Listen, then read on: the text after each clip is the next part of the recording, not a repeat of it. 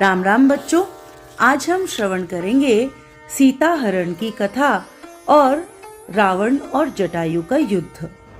जैसे ही रावण ने देखा कि सीता जी कुटिया में अकेली है, राम और लक्ष्मण जंगल में कहीं दूर जा चुके हैं, तो उसने मौका देखकर सन्यासी का वेश बनाया और सीता जी के समीप आकर खड़ा हो गया और जोर जोर से पुकार कर भिक्षा मांगने लगा। जब सीता जी ने उनसे विनती की कि हे गोसाई, आप यहीं से भिक्षा स्वीकार कीजिए, मैं कुटिया के बाहर नहीं आ सकती, तब रावण अनेकों प्रकार की कथाएं रचकर सीता जी को भय दिखाने लगा, उन्हें डराने लगा। तब सीता जी कहने लगी, हे गोसाई, तुम तो दुष्ट की तरह वचन कह रहे हो। तब रावण ने अपना असली रूप दिखलाया और जब अपना नाम सुनाया, तब सीता जी भयभीत हो गई।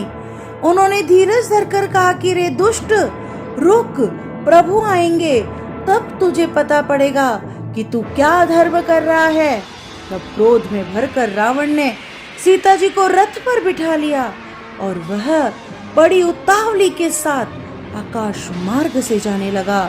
डर के मारे उसके हाथ कांप रहे थे, रथ हाँका भी नहीं जा रहा था।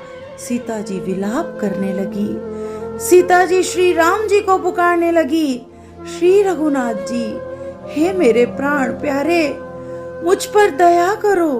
हे प्रभु, हे प्रभु, हे लक्ष्मण, तुम्हारा तो दोष भी नहीं, मैंने ही क्रोध किया, उसी का फल पाया। जानकी जी बहुत प्रकार से विलाप कर रही है, प्रभु को पुकार रही है। सीता जी का दुख देखकर सारे जीव दुखी हो गए। गृद्धराज जटायु ने जब सीता जी की वाणी सुनी तो वे तुरंत पहचान गए कि ये श्री रामचंद्र जी की पत्नी है। उसने देखा कि नीच राक्षस इनको बुरी तरह लिए जा रहा है।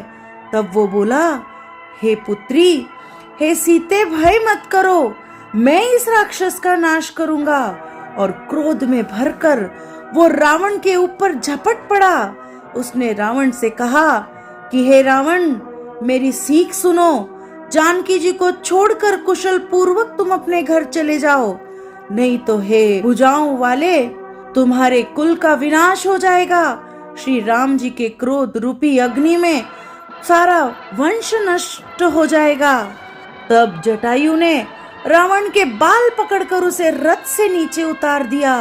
अपनी चोंचों से मार मार कर उसने रावण के शरीर को विदीर्ण कर डाला। तब रावण ने क्रोध युक्त होकर अपनी भयानक तलवार बाहर निकाली और उससे जटायु के पंख काट डाले। पक्षी राज जटायु श्री राम जी की अद्भुत लीला का स्मरण करते हुए पृथ्वी पर गिर पड़े। सीता जी को फिर रथ पर चढ़ाकर रावण बड़ी उतावली के साथ चला। सीता जी आकाश में विलाप करती हुई जा रही थी।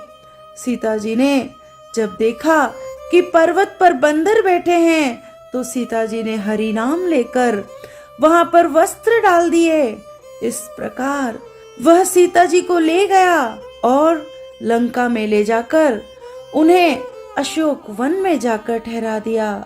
सीता जी को बहुत प्रकार से प्रीति दिखलाई, परंतु जब सीता जी ना मानी तो दुष्ट रावण ने अशोक वन में अशोक वृक्ष के नीचे सीता जी के रहने की व्यवस्था कर दी। नारायण नारायण नारायण नारायण।